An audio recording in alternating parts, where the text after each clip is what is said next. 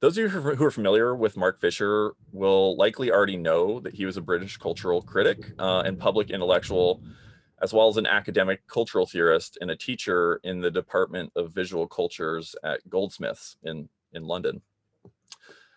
Fisher did his PhD in philosophy at the University of Warwick in the late 1990s and was a leading part of an incredibly strange and productive and experimental group of scholars there known as the Cybernetic Culture Research Unit, or the CCRU.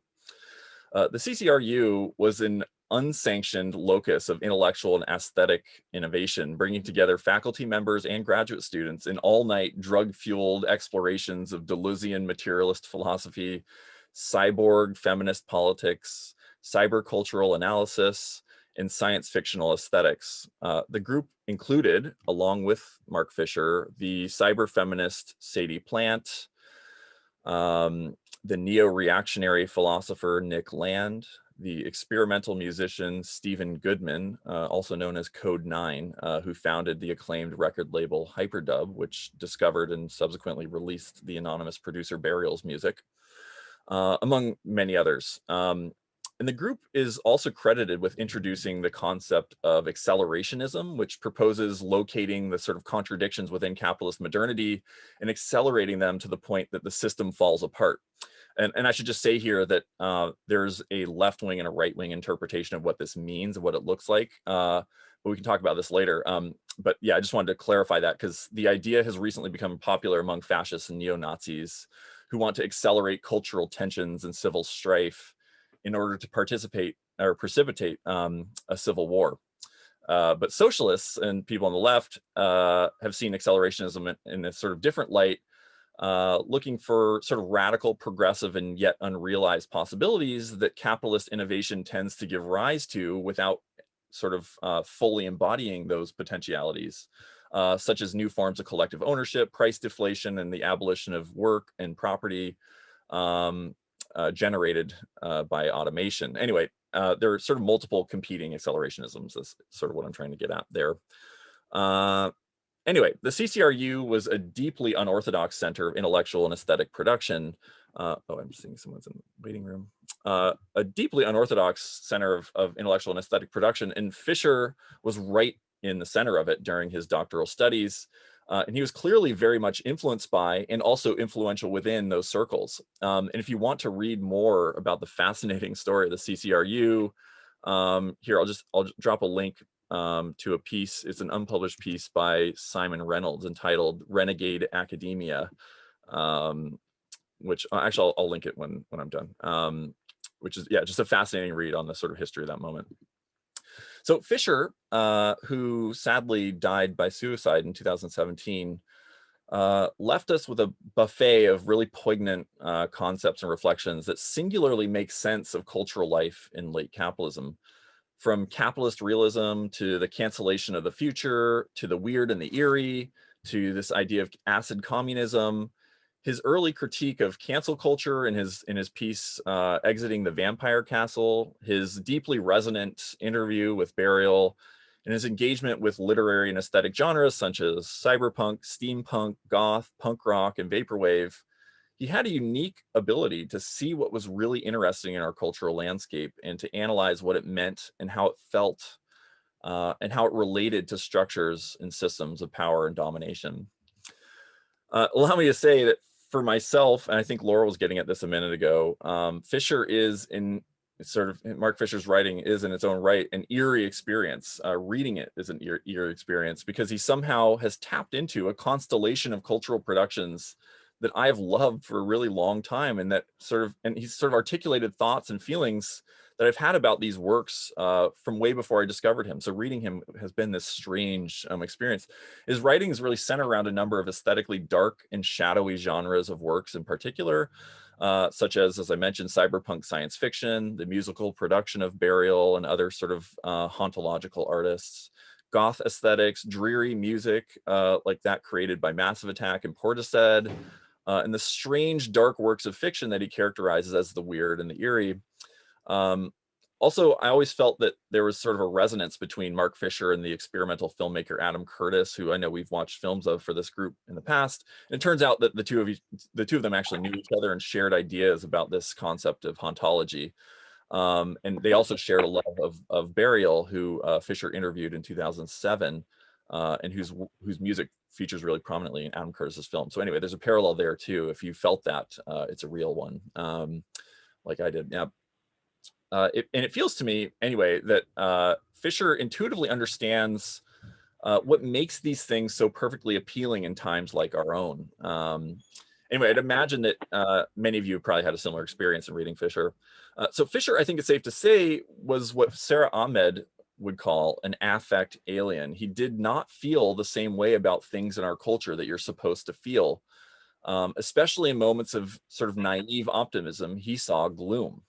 In a world where people were getting excited about tech and the prospects and possibilities of social media and the proliferation of smartphones and Web 2.0, he saw the slow cancellation of the future, where we settle for upgrades rather than truly path-breaking societal innovation.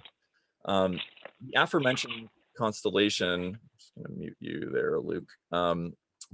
The aforementioned constellation of things that he wrote about is held together by a sort of dark hauntological aesthetic sensibility that reflects Fisher's rejection of prescribed feelings about the present and the future. There's a certain resonance between the things he wrote about that I think it's fair to characterize as a sort of deep, contemplative, melancholic hangover from or alter ego to the shallow, saccharine culture of sort of mainstream popular music and television and culture. And let me just say, the aesthetics of this really clicked for me, actually, when I moved to the UK in 2017, which incidentally was the year he died. There's something especially sodden and sun-deprived and mossy about this cultural sensibility that Mark Fisher had that is deeply resonant for someone who's spent time in the UK, especially if you spent a winter here. I think you'll get that vibe. Anyway, after reading his writing and reflecting on it, I think that this is ultimately what drew me to his work, and also to the cultural works that he reflects on, these sort of reference points in his intellectual constellation, the rejection of unfounded, naive, and irresponsible optimism in an era of truly significant global and societal problems, but also a profound commitment to producing structurally different futures. So Fisher wrestled with a problem that is core to critical theory: the way that capitalist culture produces ideologies, emotions, sentiments, and attachments to the status quo. The concept of capitalist realism captures this in perhaps the clearest and most concise way I've ever found it written. Within the psychic and emotional universe of late capitalism, alternatives aren't even conceptually possible. And this is what it means when he says that the future has been slowly canceled. But this, of course, is where affect theory comes into play. And Mark Fisher's concern with aesthetics and culture is, I think it's right to say, fundamentally about searching for affective ways out of the blind capitalist realism. As you'll hopefully remembered from our early discussions of affect theory, the thing that makes affect theory so interesting and exciting for theorists on the left is that it offers a way out. As I hope we could discuss in a bit, Fisher saw affect as a site of resistance and struggle against capitalism. And of course, it's this affective protest that makes Fisher an obvious person to read in this reading group. We were initially going to read the introduction to the unfinished book he was working on at the time of his death, Acid Communism, but it's kind of long, and so we opted instead to read portions of his last completed work, The Weird and the Eerie, which can probably be understood as a precursor or earlier exploration of some of the ideas that he was to sort of process and refine and expand upon in Acid Communism. But these, in an ironic way, given their author's suicide while he was working on these, I think it's ironic that these can be understood as his more hopeful and solution-oriented political works, giving a version of hope that is hard-won, rigorously developed, and very different from the naive optimism of most popular culture. Anyway, I thought I'd just give some of that context and framing before turning over to Laurel, who I hope can give us a bit more specific details on some of the content of Mark Fisher's writings and ideas and the themes that he's working with. And then again, I'll say a few words about the weird and the eerie afterwards before we open it up to broader discussion. All right, so I'll just pass it to you, Laurel. Yeah, so I'm going to start with capitalist realism, and that's going to sort of segue into Ghosts of My Life. And I'm pretty sure Eric's saying something more on the weird and the eerie. Is that right? So yeah, capitalist realism was published in 2009, and it was written in the wake of the 2007 and 2008 financial crisis. So Fisher had already established somewhat of a cult following at this point for his blog on cultural theory called K-Punk. But it was this book that unexpectedly launched both Mark Fisher and Zero Books into the academic and cultural limelight. The book has become something of an anthem for leftist millennials and Zoomers, and has even been afforded meme status. I've got some memes for you at the end. Capitalist realism describes a particular cultural and political sensibility that emerged in the 1970s at the onset of neoliberal economic and political reform, and intensified in the 90s with the collapse of the Soviet Union. The fall of the Berlin Wall was famously described by Francis Fukuyama as the end of history, wherein the final form of human government had been realized and the future only harbored reiterations and repermutations of liberal democracy. This notion was also captured in Margaret Thatcher's notorious doctrine, "There is no alternative." The political climate, so cuttingly articulated by Fisher, was marked by cultural and political conservatism, leftist melancholia, nihilism, nostalgia, and of course, bitter disappointment. Disappointment that was especially sharp after the US government bailed out Wall Street and nations around the world imposed severe austerity measures.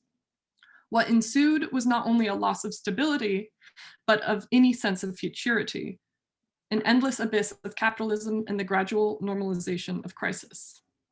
The title of the first chapter perfectly captures the capitalist realist attitude.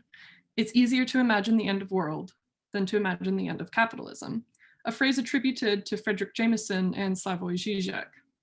To quote Fisher, capitalist realism describes a widespread sense that not only is capitalism the only viable political and economic system, but also that it is now impossible even to imagine a coherent alternative to it. Hang on, slide change. Citing the example of The Children of Men, based on D. James' novel from 1992, Fisher observes that our collective imagination is articulated in media and popular culture. Fisher observed that our collective imagination, as articulated in media and popular culture, was more concerned with, and perhaps only capable of, projecting dystopian extrapolations or exaggerations of capitalism. In the world depicted by Children of Men, humanity has been plagued with mass sterilization, and no children have been born in a generation. For Fisher, the metaphor is apt and poses the question, how long can a culture persist without the new? Fisher goes on to describe the symbolism behind the appearance of Picasso's Guernica, featured in one of the opening scenes in Children of Men. Although Fisher does not explicitly state this, I think the painting can largely be read as a metaphor for the entire film. The painting depicts a scene of anguish and suffering during the 1937 bombing of the Basque village of Guernica by Germany to assist Franco's fascist rebels during the Spanish Civil War. Perhaps one of the most famous anti-war and anti-fascist works of art in history, the painting now appears as a wall hanging, stripped of any possible function or cultural context. In the words of Fisher, quote, "No cultural object can retain its power when there are no longer new eyes to see it," end quote.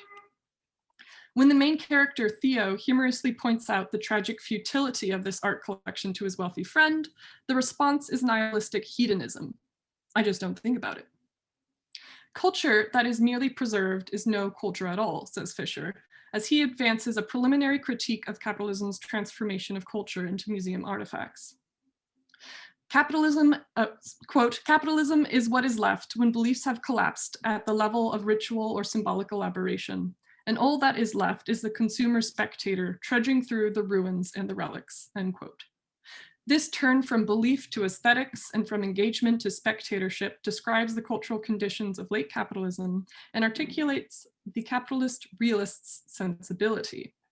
This critique not only foreshadows Fisher's later writings on cultural stagnation in Ghosts of My Life, but also hints towards his frustration with the left's toxic concern with, quote, identity politics and political aesthetics, famously articulated in his controversial blog post from 2013, which Eric already mentioned, Exiting the Vampire Castle.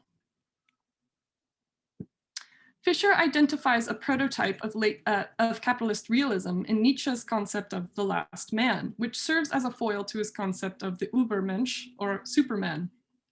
The last man is an individual who specialized not in creation, but in consumption. In the midst of satiating base pleasures, he claims to have discovered happiness by virtue of the fact that he lives in the most technologically advanced and materially luxurious era in human history, liberal democracy. But this hedonism and self-contentment conceals an underlying resentment and dissatisfaction. On some level, the last man knows that despite his pleasures and comforts, he is empty and miserable. With no aspiration and no meaningful goals to pursue, he has nothing he can use to justify the pain and struggle needed to overcome himself and transform himself into something better. He is stagnant in his nest of comfort and miserable because of it. This misery does not render him inactive, but on the contrary, it compels him to seek victims in the world. He cannot bear to see those who are flourishing and embodying higher values, and so he innocuously supports the complete de-individualization of every person in the name of equality. The last man's utopia is one in which total equality is maintained, not by an oppressive ruling class, but through intense self-scrutiny and self-regulation. According to Fisher, the last man is enfeebled precisely by an excess of self-awareness. To paraphrase Nietzsche, the oversaturation of an age with history leads to a dangerous mood of irony and subsequently to an even more dangerous mood of cynicism. The realism in capitalist realism is analogous to the deflationary perspective of a depressive who believes that any positive state, any hope, is a dangerous illusion. Taking the form of a sort of postmodern skepticism, this realism identifies utopian thinking not only as naive, but prone to corruption, violence, and totalitarianism. This mood of irony and cynicism was famously characterized by Frederick Jameson in his book Postmodernism, or The Cultural Logic of Late Capitalism, which argues that postmodern culture, dominated by pastiche and revivalism, had resulted in a waning of historicity and the failure of the future. Jameson's concept of nostalgia mode describes culture's formal attachment to the techniques and formulas of the past. A consequence, the consequence of which was retreat from the modernist challenge of innovating cultural forms adequate to contemporary experience. Even our contemporary fascination with sci-fi and cyberpunk is largely a revival of the same aesthetics and speculations from the 1960s, 70s, and 80s. Fisher makes several important distinctions between modernism and capitalist realism. The first is that capitalist realism is an intensification of postmodernism, a deeper, far more pervasive sense of exhaustion and of cultural and political impasse. The second is that, unlike postmodernism, capitalist realism does not position itself in relationship to modernism, but takes the vanquishing of modernism for granted, occasionally borrowing particular modernist aesthetics and tropes, but now devoid of their historical, political, and cultural context. And third, Fisher points out that since the 1970s, capitalism has been confronted with the crisis that it is running out of externalities to appropriate, colonies and natural resources to exploit. Fisher describes capitalist realism as a form of colonization of the mind and of the imagination. Capitalism no longer incorporates, but pre-corporates. It preemptively formats and shapes desires, aspirations, and hopes. Which brings us to a central topic and theme that features prominently throughout Fisher's writings, which is depression. Depression is a vague term, to be sure, and it encompasses a wide range of feelings, including despair, grief, longing, envy, disappointment, hurt, insecurity, discouragement, nihilism, existential dread, anxiety, fear, etc. In capitalist realism, Fisher identifies the significant increase in the rates of depression and suicide in certain countries as a general mental health crisis, and one of the many indicators that capitalism is inherently dysfunctional and psychologically costly. Depression, anxiety, and stress are not merely byproducts of late capitalism, but endemic to it. Quoting Fisher, capitalist realism insists on treating mental health as if it were a natural fact, like weather. He argues for the politicization of depression, anxiety, and stress, which continue to be largely written off as individual pathologies or abnormalities.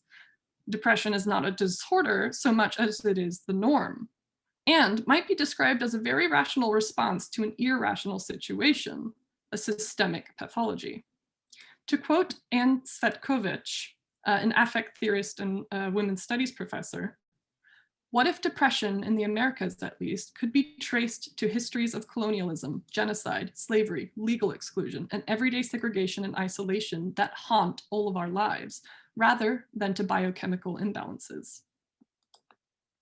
While capitalist realism presents a false image of reality, depression is a more accurate perception of reality, an acute affective response to the immiserating socioeconomic predicament of neoliberalism. Fisher identifies the current mental health crisis as one of the possible lines of flight or strategies against capitalist realism, which would invoke the capital R, real, underlying the reality that is presented by capitalism. Quote, we must convert widespread mental health problems from medicalized conditions into effective antagonisms. Affective disorders are forms of captured discontent. This disaffection can and must be channeled outwards, directed towards its real cause, capital. In his 2014 book, Ghosts of My Life, Fisher nimbly uses his own lifelong battle with severe depression, combined with his love of music, as a means through which to take up the unwieldy task of analyzing, theorizing the cultural moment he found himself immersed in. In fact, he attributes the difficulty in capturing the present as evidence of the fact that there is no present grasp. Sorry, the train's going by in the background. That there's no present to grasp or articulate anymore. That formal distinctions between the past and the present are breaking down and folding in on themselves. Fisher's thesis is that culture is no longer capable of producing anything new. The present is plagued by nostalgia and a general crisis of futurity. It is haunted by the ghosts of lost futures. And according to Fisher, nowhere is this more evident than in popular music. Oops. I'm going to play just a portion of this song really quick, because if any of you haven't heard it already, I think it's very interesting and relevant. All right, I think that's enough. You get the gist. Fisher observes that Ghosts begins with chimes that make you feel like you are inside a metallic clock, perhaps trapped in time. The cool detachment of the singer and his music conceals an anxiety, even as it sublimates it. Japan was a musical group that pursued art pop into sheer superficiality and depthless asceticism. From the singer's painfully contrived vocals to the perfectly poised album cover oozing with postmodern Orientalism, it's filled with social, political, and cultural signs that are emptied of meaning. For Fisher, the album Tim Drum represents one of the last moments in English art pop, a future that had quietly died, only to give way to others. Fisher's writings on depression and lost futures were heavily influenced by the work of Italian media theorist Franco Bifo Berardi. In an essay entitled Therapy and his book After the Future, Bifo deploys the term depression for its double linguistic function. On the one hand, it speaks to the current epidemic of depression and corresponding rise in suicide rates in many high-income countries with high-income countries with consumer economies, as well as the accompanying psychiatric and pharmaceutical apparatuses of clinical diagnoses known as the Prozac economy. On the other hand, depression describes a generalized mood or contemporary structure of feeling, suggesting that our historical moment is defined by a socioeconomic depression brought about by neoliberal restructuring since the 1970s. For Bifo, depression is a symptom of a society that has lost the ability to imagine the future. A commonly reported symptom of clinical depression is a warped sense of time. Depression is defined by an acute loss of motivation and feeling of stuckness, accompanied by a sense of dread that this impasse will last forever. In this way, depression is a form of temporal distortion, an experience of being weighed down by a present that has drawn a curtain on the future. Fisher posits several conjectures for the emergence of this temporal pathology. The first concerns neoliberalism's destruction of solidarity and security brought about by the casualization of work, the undermining of unions, and the dissolution of the welfare state. This, coupled with the intensification of consumption, specifically the consumption of media and pop culture, results in a situation where people are simultaneously exhausted and overstimulated. And this is what Young Chul Han refers to as the burnout society. Nostalgia and the desire for the familiar seems a natural counterweight to the rapid advancement and proliferation of communication technologies and the corresponding acceleration of time. Second, as a result of government austerity measures, there is less funding available for artists and cultural producers, depriving them of the resources necessary to experiment and innovate. Art and culture now face the intense pressure of producing work that will be immediately successful. Third, and perhaps more importantly for Fisher, is the exorbitantly high inflation rates in rent and mortgages. The decline of social housing, the attacks on squatting, and the delirious rise in property rates have meant that the amount of time and energy for cultural production have sharply declined. So, what are we to do? Fisher proposes hauntology as a possible solution to the current cultural malaise we find ourselves in. Itself a borrowed concept, which Fisher successfully revives with renewed potential, hauntology was a concept first coined by Jacques Derrida in his book Spectres of Marx, published in 1993. Excellent year. A philosopher, linguist, and the pioneer of deconstructionism, Derrida's term hauntology is a portmanteau of haunting and ontology. Of course, being the trickster he was, it is also a pun, for in French, ontologie is indistinguishable from the pronunciation of ontology, where ontology is the branch of philosophy that concerns existence, being, becoming, and reality, exploring the properties and relations that define a set of concepts or categories.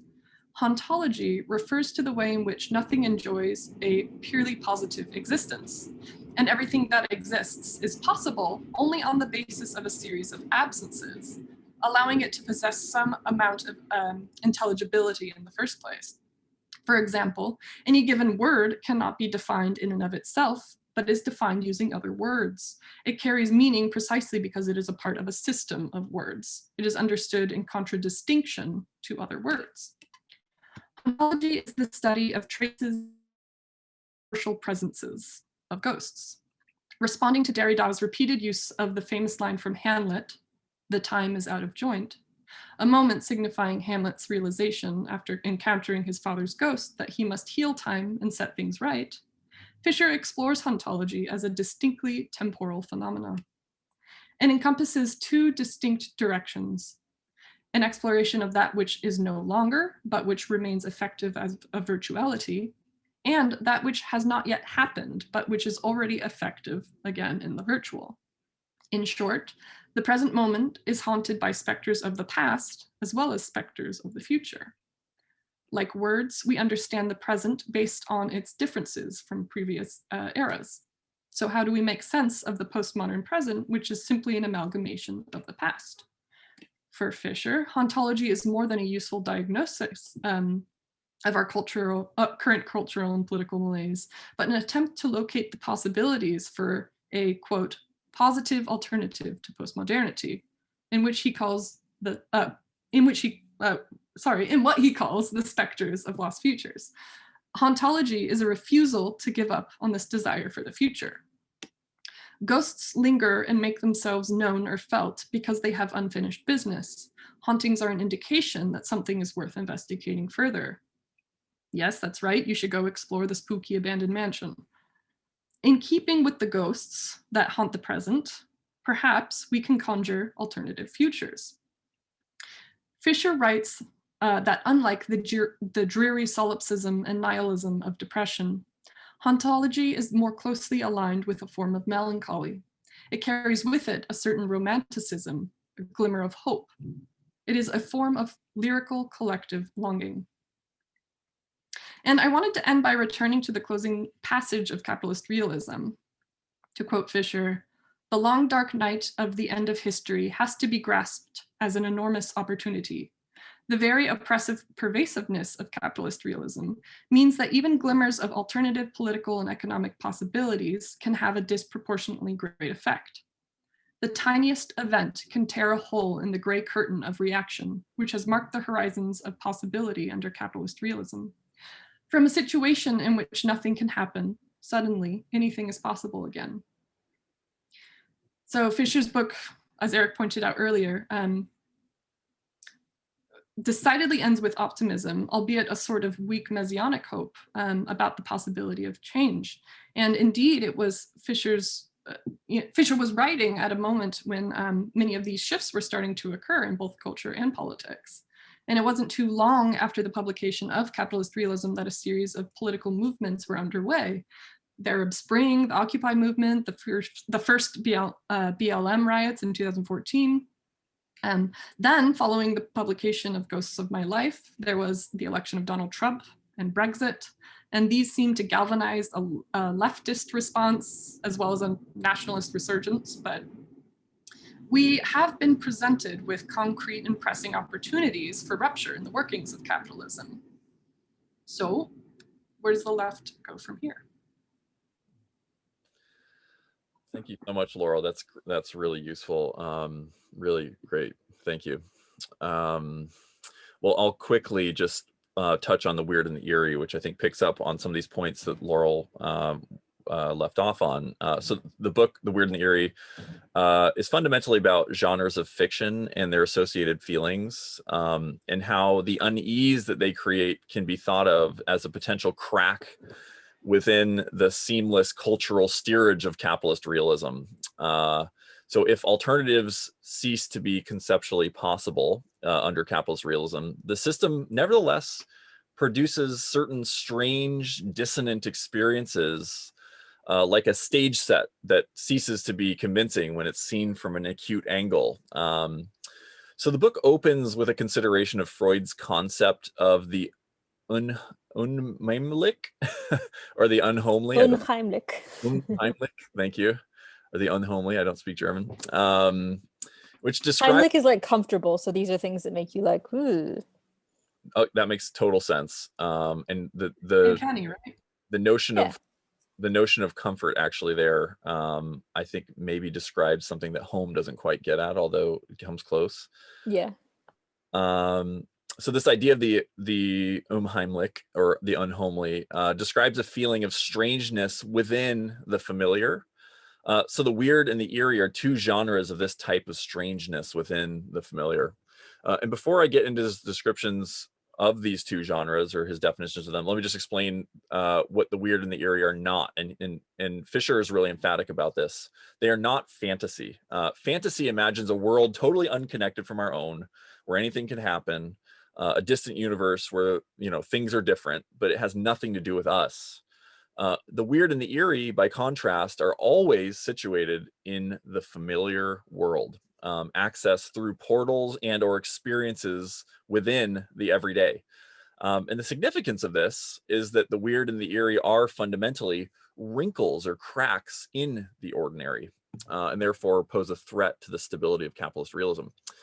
Okay, so anyway, let's start with the eerie. So the eerie, Fisher says, involves familiar scenes and spaces void of the bustling human activity that we usually associate with them. Landscapes, he says, partially emptied of the human. So think of the home that you used to live in, emptied of your belongings when and ready to be put on the market when you move. The abandoned yet brand new ghost cities of China. Vacant apartment towers in New York and London that serve as investments for distant conglomerations. Forgotten webcams streaming lo-fi footage to an audience of zero. Abandoned malls, seaside resorts in winter, the financial district at night, the morning after the carnival, cities during the COVID lockdowns. All of these maybe are examples mostly spatial, of the eerie genre of unhomeliness, deeply affective wrinkles in the ordinary and the familiar. They're unsettling somehow. And according to Fisher, these affects beg questions about agency. So that goes from a feeling to a sort of cognitive concept. What kind of agent is acting here? Is there an agent at all? These questions, quote, apply especially to the forces governing capitalist society, he tells us. Capital, he says, is at every level an eerie entity conjuring out of nothing.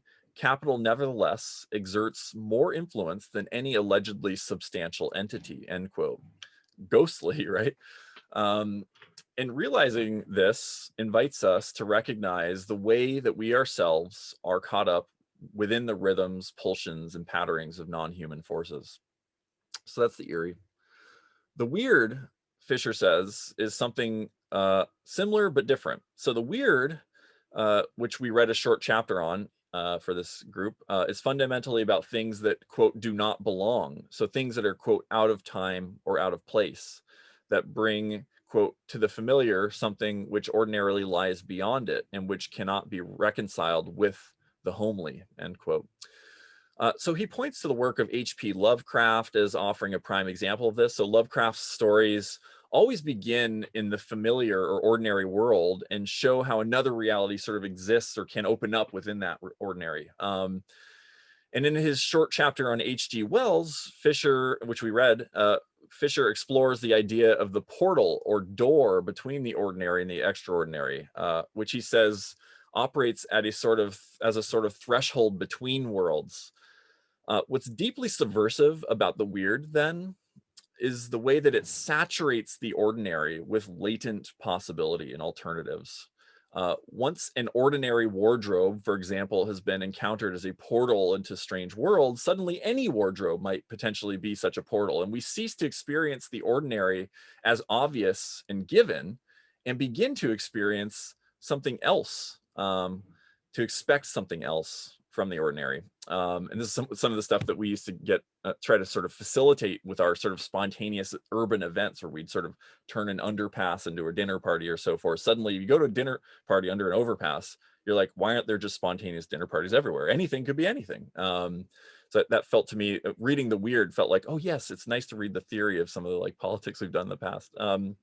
Anyway, Acid Communism, which again is the title of the book that Fisher was working on at the time of his death, and was going to be something we read, but instead read this, the Weird and the Eerie. I think that book was going to be, at least in my understanding, about the various ways that one might access the weird, the eerie, and maybe other frame-shattering, unhomely, or unsettling experiences that allow one to break out of capitalist realism. So they actually offer a politics, or hope for a politics. And yeah, anyway, that's the synopsis I had, and I'll stop recording now and let's open it to discussion. If anyone had anything they want to talk about, I could throw out some discussion points, but if anyone had anything they want to talk about, let's do it.